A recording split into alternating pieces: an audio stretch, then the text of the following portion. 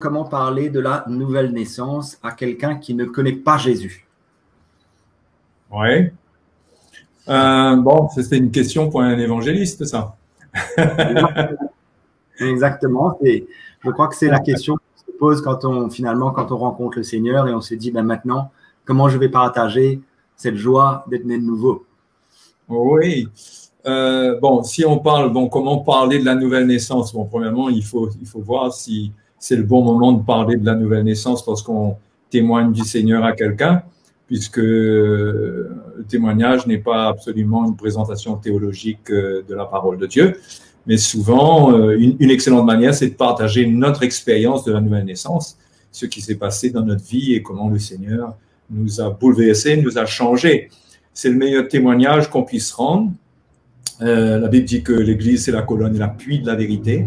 Donc, avec notre vie changée, lorsque nous sommes nés de nouveau, nous devenons un appui de la vérité concernant cette vérité de la nouvelle naissance. Maintenant, si on parle d'un point de vue scripturaire, je pense que Jean chapitre 3, l'expérience de la rencontre entre Jésus et Nicodème est un excellent texte qui nous montre bien l'origine même de la nouvelle naissance, puisque le Seigneur en a parlé le premier.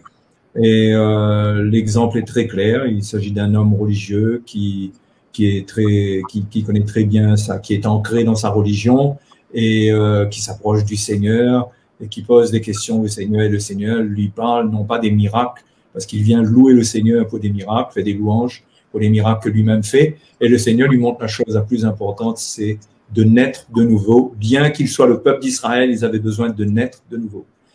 Donc, c'est une excellente base pour parler de la nouvelle naissance. Mais encore une fois, il s'agit d'être sensible. Est-ce qu'il faut, pour témoigner du Seigneur, parler de la nouvelle naissance? Absolument. Bon, ça, c'est un autre point, mais si on nous pose la question, par contre, Jean chapitre 3, et tout ce qui est Jean, les épîtres de Jean aussi parlent des expériences qu'il y a avec la nouvelle naissance, celui qui est né de Dieu, etc. Donc, voilà. Il n'y a pas de choses spéciales. Comment aborder ça? Mais il y a des textes qui existent qui peuvent nous aider à soutenir ce qu'on veut dire. Exemple, Jean chapitre 3, verset 1. Tout à fait. Et probablement emmener aussi la personne à réaliser combien nous sommes nés dans le péché, il y a cette nature de péché en nous, et que le Seigneur est venu finalement solutionner le problème le plus important dans le cœur de l'homme, c'est son péché, c'est sa nature de péché. Exactement.